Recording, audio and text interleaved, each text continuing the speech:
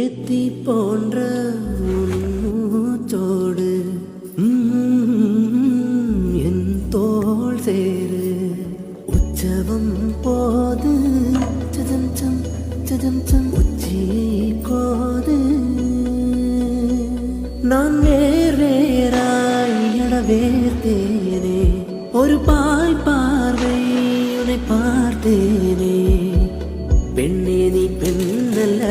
அக்ஷய பாத்திரம் பெண் என்ற கோப்பைக்குள் வாழ்ந்திருந்தேன் அருடு தேன் பொங்கி வாய் கலந்து ஏ அசைந்தாடும் காற்றுக்கும் அழகான பூ